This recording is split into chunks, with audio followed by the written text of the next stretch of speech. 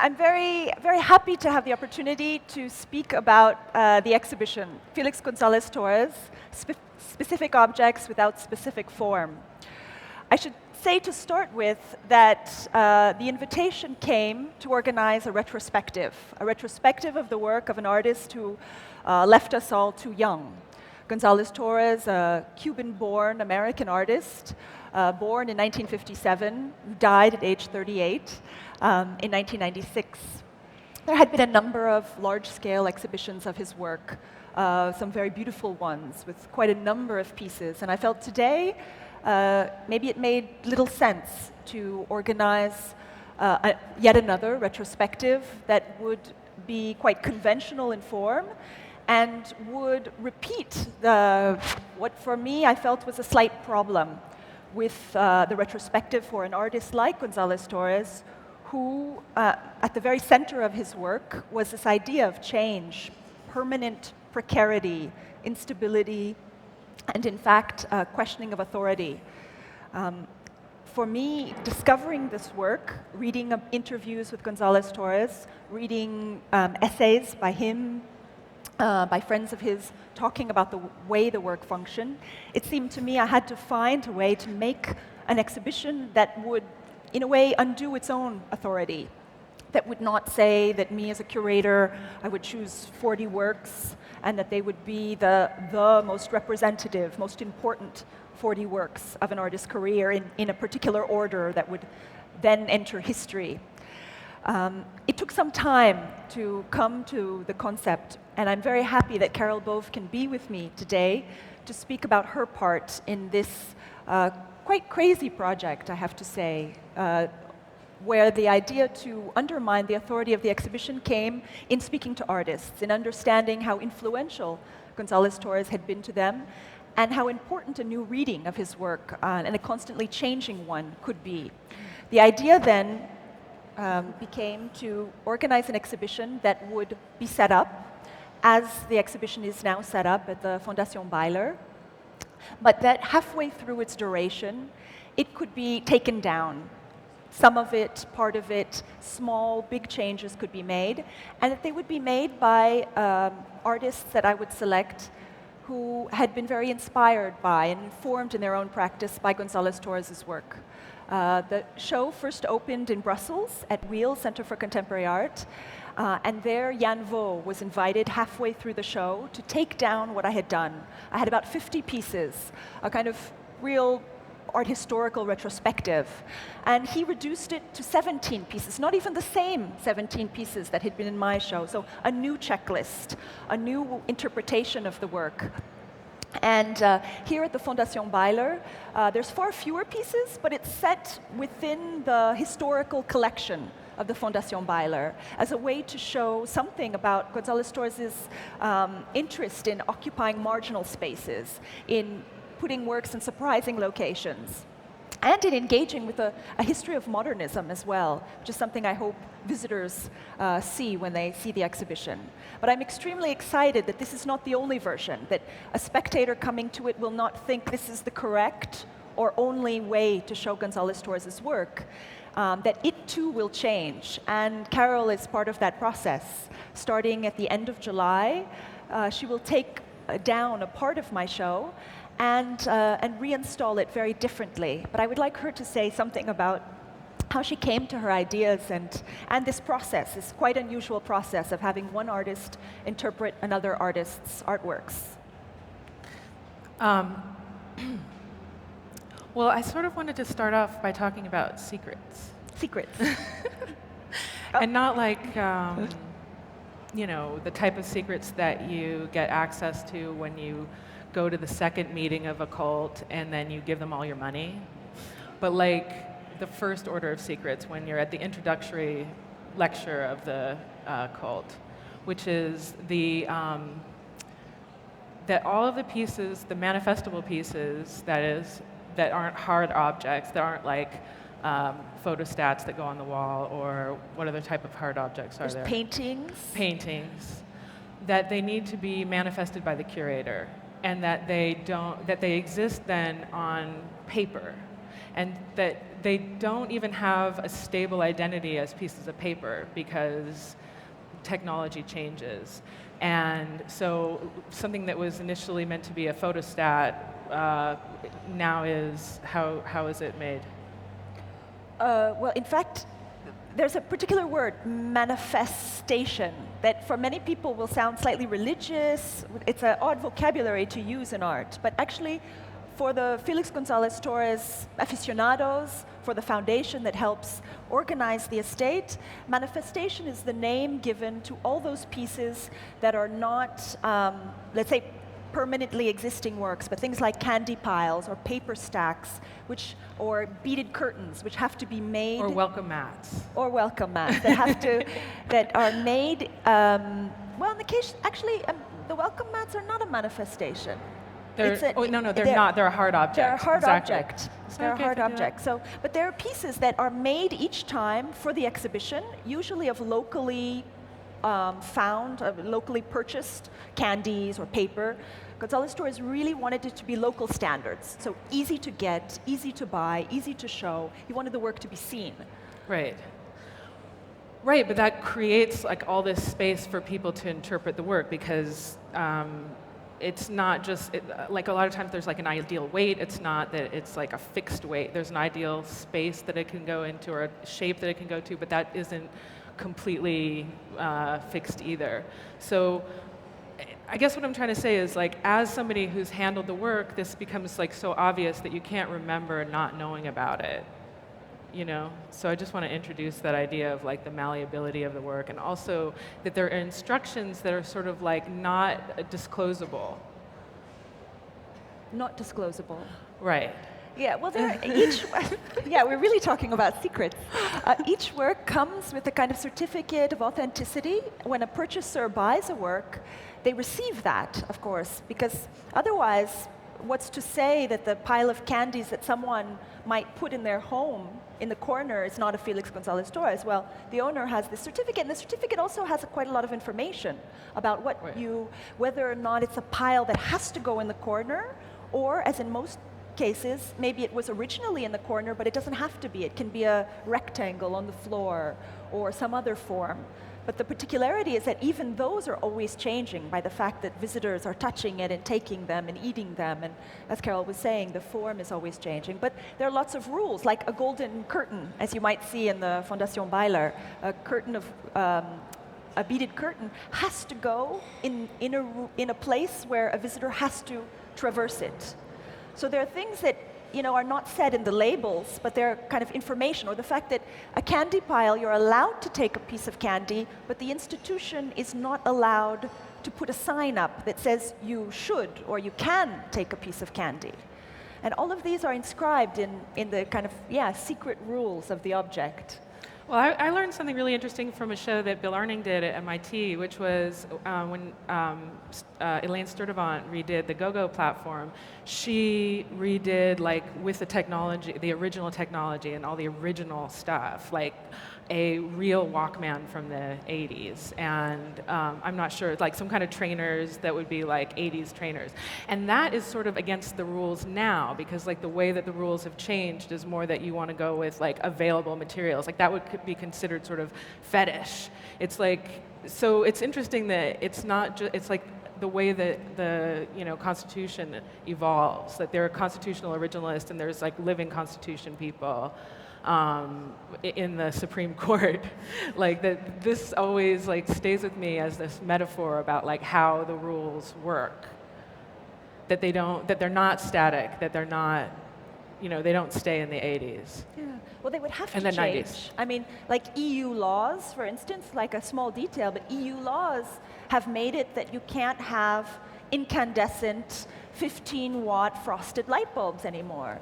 Right. So then what happens? What do you do? Do you honor the spirit, like the ideal aesthetic of the piece, which was incandescent 15 watts, or do you go with, as Gonzalez-Torres wanted, it seems, with what is locally available, legal, and possible at any given moment? So, here in Switzerland, EU laws have not completely change the ruling, but when we showed the piece in certain light string pieces in Brussels, we had to use halogen bulbs of a completely different wattage. That was just the way it had to be. Right.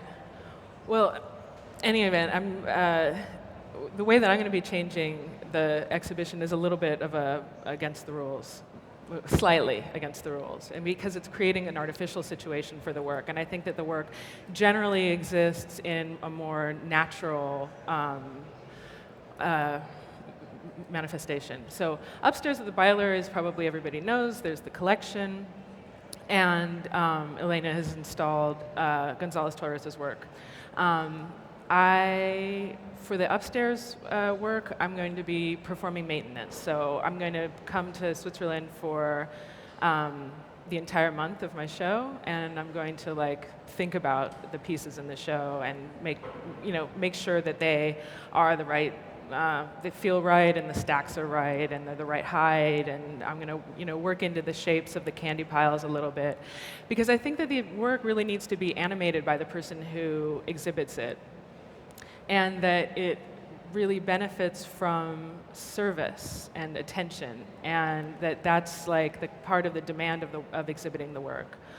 So that's upstairs. Downstairs, where normally the contemporary art projects are, is also sort of, I think, wonderfully where the conservation rooms are. So they're conservation rooms interposed with contemporary art rooms. The conservation rooms are on view. So first there's this one kind of, as you come down the elevator, like a beautiful conservation room where people at the Fondation will look at paintings that have been loaned out to make sure that, in daylight, to make sure that they're just right and they have their tools beautifully arrayed. It looks like sort of like a context art project by Mark Dion or something. And then there's a contemporary art space, and then there's a Matisse conservation project that's also on view, very aesthetically, and then there's another gallery. So in the last gallery, Gallery 22, I'm going to be building Andrea Rosen's old gallery on Prince Street, which by magic fits snugly into that room. And in the first gallery, I'm going to have the materials that will go into the gallery on view. The gallery, the exhibition that I'm going to be redoing is the 1991 exhibition, Every Week There Is Something Different, which apparently had no press release and made no kind of broadcast of its intention to change every week, except its title.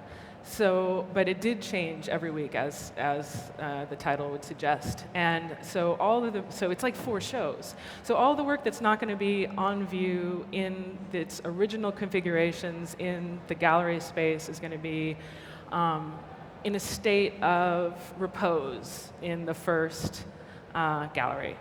So I want to do 2 things. I think one is to elongate the event of the exhibition, to think about what happens before the work goes into a state of exhibition, and when what happens when it comes out of it. So it's not just that you see the work in its perfect state, but that you think about its energetic properties, because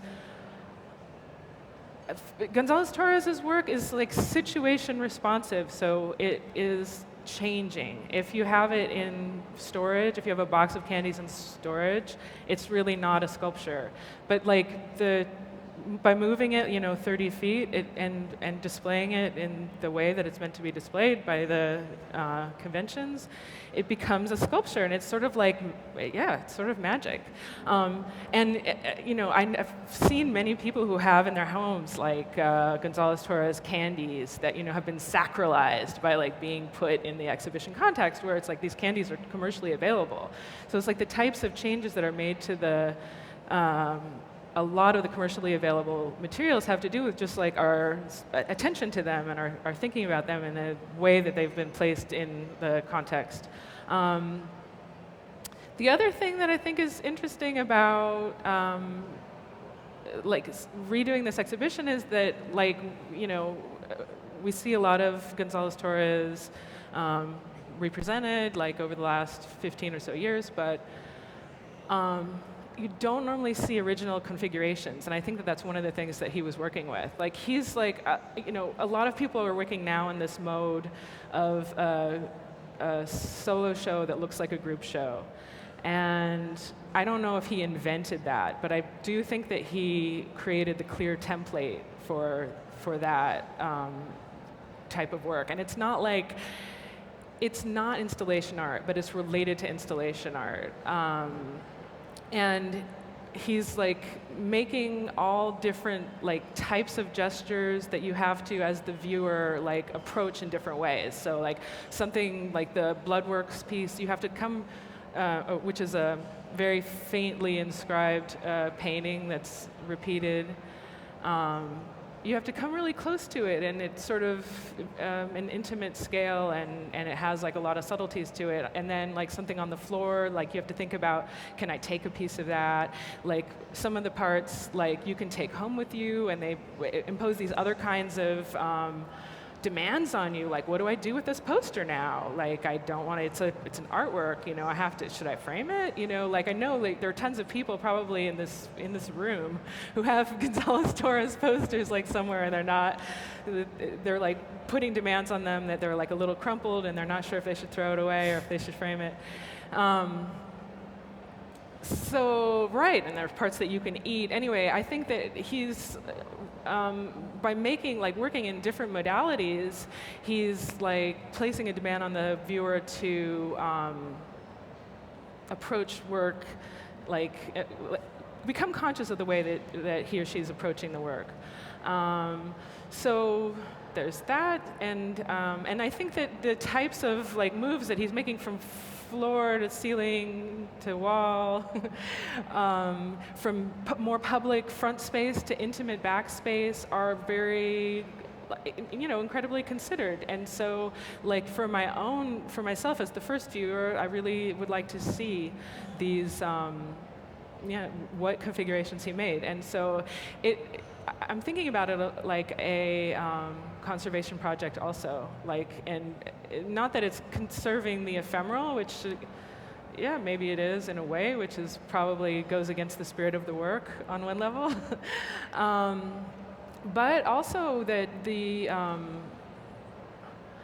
a lot of the information of the details of how these shows could be manifested would be lost to time, if it weren't done now, and there are still people who can remember all the details. And there's really great documentation, but on the other hand, a lot of times I'm really relying on Andrea Rosen to tell me well, how high really were your ceilings? This doesn't seem right to me, this number that I got from the foundation, or, where did the wall paint end here? Or even, what was Felix Gonzalez-Torres' attitude towards the back space versus the front space?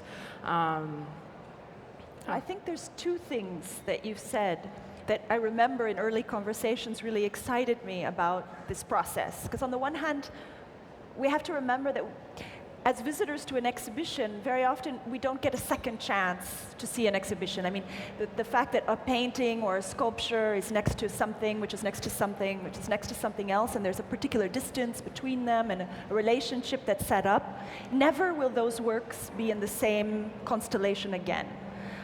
So it's kind of the ephemerality of the exhibition is a fact. And in this way, Carol's project to recreate a landmark but actually little known exhibition, even some quite hardcore Gonzalez-Torres aficionados don't know the show, and certainly didn't get a chance to visit because, as Carol was saying, there was no press release announcing that every week it would change, that Gonzalez-Torres himself would come in and move the relationships, change the relationships between objects, that would have a new checklist. And so the fact that Carol's redoing that, I found extremely, on the one hand, extremely interesting, but also that with it, there's this other space where she's going to show, let's say, a box of candies. And in that way, or crates and the preparation before the exhibition. Because if you think about the way typical artworks function, a Picasso in storage is still a Picasso. No one questions it. No one doubts that it's a, it's a work of art. But a box of candies in storage, is that of Felix Gonzalez-Torres? It's not so clear.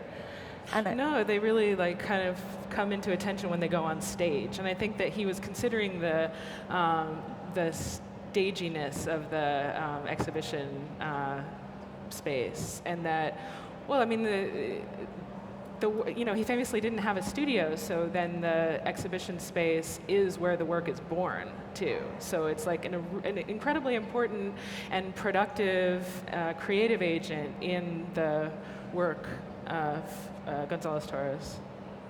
One of the things, for instance, in looking at the documentation of this 1991 exhibition, Carol explained something that I hadn't noticed before, which is like in the back room, for instance, there is one window. There's two windows, but only one is covered with the piece Untitled Lover Boys, which is a pair of curtains. And usually, kind of forever after, when you want to install the piece, it has to be on every single window in the room that it's in. And when we were talking about it, she had this very beautiful answer. Well, he didn't have a studio, so he took it to the exhibition, he set it up, and afterwards he realized the way he would want it to be forever after. But in that show, he was working things out, and I think it's an incredible chance to see a historic exhibition in which an artist is still working out different problems and ideas for what a piece would be. I know that, for instance, in the exhibition now that I've installed at the Fondation Beyeler, one of the first works you come into when you enter the permanent collection galleries is the first paper stack that Gonzalez-Torres ever made. It's from 1988. It's a pedestal on which you would find a pile of ordinary photocopied paper. And I so wanted the piece in the show because it's a piece that doesn't get shown very often, that people tend to forget. And you tend to forget it because it's not only small in scale, but you can almost see the artist thinking about how does he make in 1998 a radical work of art that people can take and touch and has information on it, but it's still on a plinth. It's still a kind of engaging with traditional sculpture. And only later will he, that was the first and the last time he would put it on a pedestal, and then it goes to the floor. It gets bigger, and then the paper stacks that we come to think of and know as Gonzalez-Torres' work, but they come only a few years later. But I thought in an exhibition like this one, you should be able to see the process of thinking about how an artwork gets to their most iconic pieces. And in a way, the show that Carol will create will also show this tension. Right. Yeah, it's a special opportunity because normally in a retrospective you wouldn't be able to look at one body of work in depth. So having 6 versions it clears the space for that to happen. What else? Maybe you could say something about what did really change every week in this every week there is something different. Oh, on the first hanging, it's beige walls in the main space with photos. In the back room, there's a collage. And the second week, the walls get painted white. The same set of photos is then pared down to 3. And then there's a go-go dancing platform. And in the back room, I can't remember what that's paired with. But there's radical changes every time.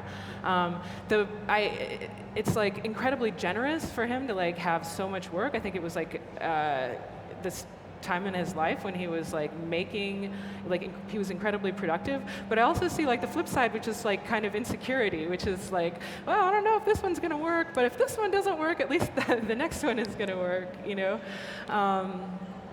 So, I don't know. Well, one thing I should say is that and maybe I didn't explain it so well at the beginning, but this idea of trying to find a form for a retrospective which would show its subjectivity in each and every version.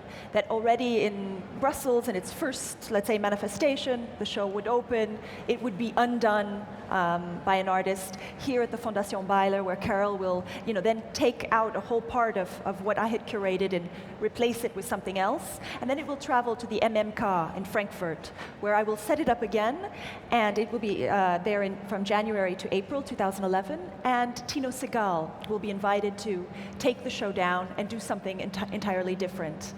In each case, it's three very different artists, as you might recognize, but three artists influenced by Gonzalez-Torres' work, and who've been, in each case, thinking about how the question of interpretation, the interpretation of one artist for another really changes, might fundamentally change the way you see the work and talk about it and write about it. They'll also be writing their own press releases, deciding on things like lighting, wall text, all these curatorial tasks that are not neutral. Right, but with a lot of hand-holding. I mean, I don't have to do all the real curatorial stuff because it's really hard. There's so much like administration and like emails and stuff. It's terrible. No, I knew that curators had a hard job before, and now, even though I've only seen like 1/100th of all the work that goes into it, I have even more love and respect for you. Thank you. I should say as well that in visiting these shows, I hope that a public might understand that every decision that a curator makes, whether a trained curator or regular curator, that's my day job, or an artist curator, that each time an exhibition is a question of interpretation. I mean, something really simple, like the fact in my version in Brussels, I put up labels that were, cardboard labels, Times New Roman, 12-point font. That seemed like the norm, or that seemed like what I should do. And one of the things that Jan Vo did when he did his show is he decided he wanted to have brass plaques engraved, like 19th century style, with the label information and the floor plans of the exhibition. And it, for him, was a way, it's not an artwork by Jan Vo, it's a label. But it showed the very subjectivity at the heart of why is Times New Roman, carton label the norm? Why is it neutral? And why is it any more neutral than brass, shiny brass plaques? And I'm very interested for a public that will come and see these, to kind of start looking at the little things that make an exhibition and understand that every time it's a question of choices. Right. Right. I think that the idea of non-neutrality was important for the work that Gonzalez-Torres was making. The situation dependency of the work and the sort of like the context of exhibition, I think, was really important. One idea that I've been thinking about with thinking about the instructions and thinking about like the manifestation of the work is like how, as time goes on, there's this ability for the work to drift and like sort of stay stay fashionable looking, or to stay elegant, or like that you could make these minor adjustments every year to like keep the work looking sort of like a form of correct design. And so there's this, and it's also interesting that like the work that we're looking at was about 15 years ago, which is half of a fashion cycle, which is the most unflattering amount of time to pass. Like 30 years, like the Guy de Conte outside, 30 years old, looks fantastic in this way that like a fashion cycle will like re-embrace works and like make them, look beautiful again. And so, but I imagine that like at 15 years, it's going to have drifted as far away from its original aesthetic as it possibly could. So upstairs in the exhibition, the work is going to be allowed to have like drift and be adjusted to sort of our taste. And downstairs, I'm going to try to like arrest the work and have it be like exactly as it was. And I don't know if this dissonance is going to be really legible, but I imagine that it will be. I think it will be. I think it will be. And you don't feel that there's a danger in this historization of the work? A danger of what? Of like kind of closing it down for history. Yeah, not really. I mean, it's a different thing. Like, I mean, I don't have a time machine, so as it's restaged. It's not like the gesture of like inventing something. It's like a theatricalization of something in Europe in an institution that was, something that was somebody working out something in the 90s. Like, it's a completely different thing. So, okay, there's that, but also. I don't know, I think that a retrospective, it's part of the job of a retrospective to historicize. And I think there's a danger in not historicizing. And just to like, I almost think by not historicizing, you're saying this work is universally available to people. Like that there's a beauty in this work that's going to always approach you in the same way forever, like a timelessness. And then I want to say, like, no, it actually exists in time. Like, it was made in response to certain kind of imagined structures, real structures, but like history, politics, economics, like autobiography, his autobiography. Like, there are all these things that this work is being made in response to that he would have done differently now. So, like, yeah, I mean, it's like to stop, like to pin the butterfly in a case in a way, like it does like close the work in a way, but I think also it's a way of like examining its features differently from like just allowing it to continue to evolve and drift. So. Yeah, I think it's important. I mean, I think that's what a retrospective is. It's not just like paying tribute to someone or like imagining what they would have wanted and like doing that. I mean, part of it is sort of like, you wouldn't want to be historicized, but that's sort of like it's not like just about pleasing somebody. Sure. I mean, I think this was the challenge from the start, to how to make a retrospective that would not end up being a tomb, but that would, and that's why I'm so happy that Carol took the job to help make this alive and constantly questioned and done and undone at the same time. But I think we're getting the signal that we have to stop, but that we can take questions from the audience if there are questions. Or maybe we've said everything you want to hear and it's all very clear. Yeah, it's easy to get to the Beyeler. You just take the tram outside. Number 6 tram. Easy. Yes.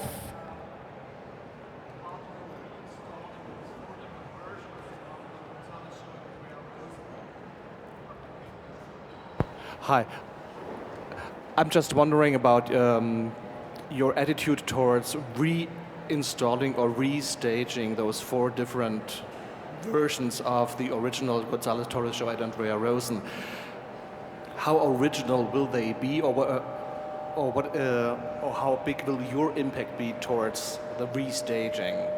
How original? Like, how many hard objects are there? For example, will there be something missing if they are upstairs in the show? Oh yeah, if it's upstairs in the show, it's coming down. Oh, okay. Yeah. All the original pieces have been brought together. Yeah. Monumental feat. Okay. Thank you. Yeah. So it's not going to be exact. I'm not going to make it like, oh, there's a reception desk. I'm looking at like, the works will all be exactly the same. With, I guess, the exception of the candies are going to be like a different kind of candy. Yeah, but they'll look the same. And I think the cubic volume of the space is important. I think it's sort of like an inverted pedestal. I think he's working with that volume of space. Very close. So that seems important. And the relationships of all the objects.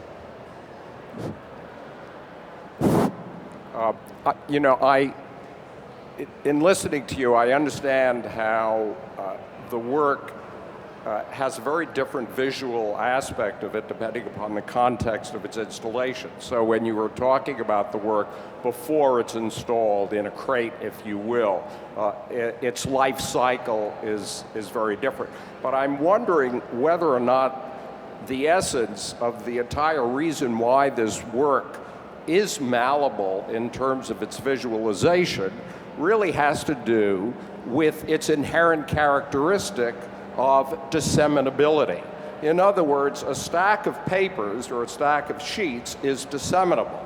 A group, now this is not the case of all the work. It's not the case, for example, of the welcoming mats, which I think have a defined configuration and are not disseminable because you want to retrieve those. But the paper stack is disseminable and the candy piece is disseminable. And I'm wondering whether or not the importance of that work is not the difference type of visual reaction you have to the work once its configuration is changed, but whether or not embedded within that is really an essential political issue which Felix was very, very much concerned with. Namely, if we deal with the issue of ownership, the deal with how an artwork functions within commerce and within society, the ability to own it as a discrete object versus the democratization of the piece by it also having this quality of it being able to be universally disseminated. So how its visualization changes throughout that process, I humbly think is really secondary to the political impact of the work, and I think that was really his concern. You think that was disconcerting? That is his concern. Oh, his concern. Oh, yeah. Well, I don't disagree. But I think that by taking it out of its sort of natural context, the sort of the power of that of that move that he sets up of like creating like disseminable. Readily commercially available stuff is, what do I want to say? I think it reminds you that that was like something that he invented. You know, like I think it would bring like a shock to the work. And I think this 1991 show was, in fact, an extremely political one. I think that one of the things that this installation at the Fondation Beyeler wants to stress is that there are indeed candy piles, the weight of a person that remind you of the precarity of life and loss and love, and the kind of human dimension to it. But then there's also pieces like the series Untitled Welcome, with a series of rubber mats that take the form of a kind of minimalist sculpture, but then hidden between the layers, and I think you know what I mean. Hidden beneath the layers, there are photographs and typed letters and extremely personal elements that the public doesn't get to see. And yet they're told about it on the wall label so that they know that this artwork functions like a human relationship, where you might tell someone something extremely intimate and share it with them, thus creating community. And you might not tell everybody everything. So the candy piles are maybe for everyone, and a work like Untitled Welcome is not necessarily. Or 31 Days of Blood Work, one of his most monumental painting series that have hidden behind the canvases photographs, letters, more personal information that's not for the public to see, but for the person who has the piece and owns it, and the curator who installs it, who gets to peek behind and have access to this, an artwork that functions a bit like life. No, I want to follow up for just a second. The other thing is that I think I feel like doing it, like talking about a particular time makes the work more political, or like brings out the political contours, because it's showing that it's not just in response to formal concerns, it's in response to a particular situation that includes politics, it includes like the world, like all of the, like that's part of the exhibition context. I think it points outside at the world. And upstairs you will see the way that it exists, it tends to exist now. And also, I mean, I think you invited me to be in this version of the show because you were thinking about my work, the formal aspect of my work in relation to Felix's work. No, it was more the precarity, the way of, like, I knew, like many people know, these iconic bookshelves, and the way in which objects are set on them and have have, let's say, a formal aspect, but in fact, there are all kinds of messages, hidden or inscribed in the precise selection of things that aren't stuck to a bookshelf, but that can move and change. And it was a hunch. I didn't know if you would have been influenced by Gonzalez-Torres, but I had to ask. And then bingo. Right.